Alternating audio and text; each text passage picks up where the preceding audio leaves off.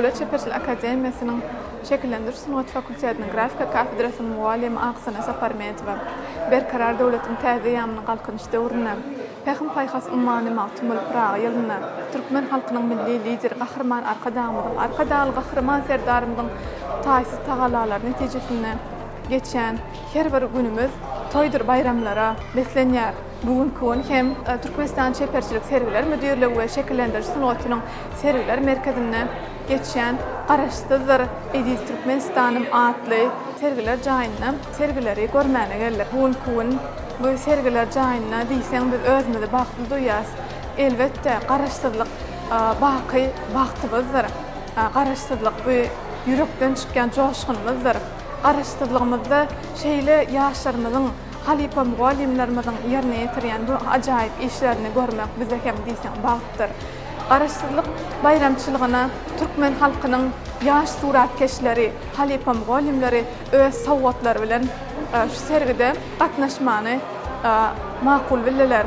Bu sergide ýaş suratkeşlerimiziň bir näçe grafika işlerini, amal haşam sünnetynyň işlerini hem de nakkaş işlerini görmek bolýar. Şeýle uly mümkinçilikleri döredip berýän gahrman arkadaly gahrman serdarymyza köp sag bolsun aýtýaryn. Oý olaryň janlary sag tutýan tutumly işler rewaj alsyn.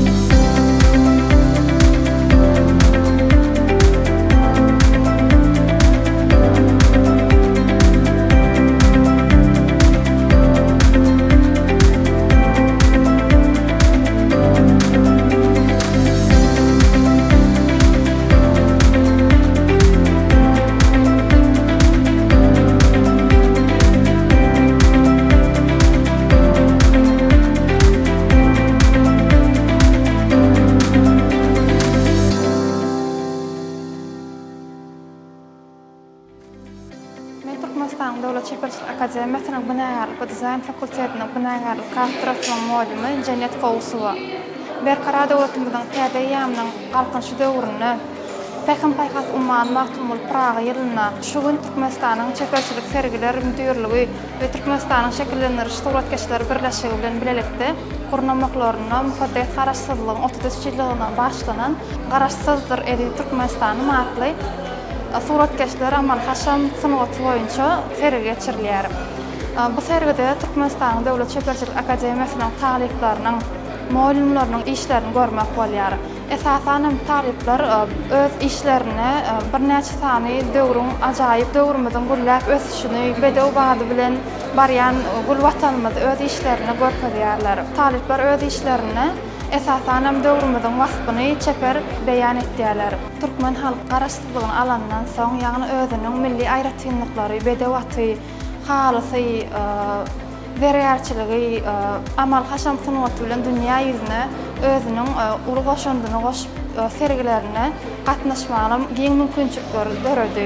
Fursatdan peýdalanyp gahrman arkadagy gahrman serdarymyza şular ýaly işlemäne, döretmäne giň mümkinçilikleri döredip berýän üçin köp sag bolsun aýdýar. Goý olaryň tutýan tutumly işleri mundan meýlegem rowaj alsyn.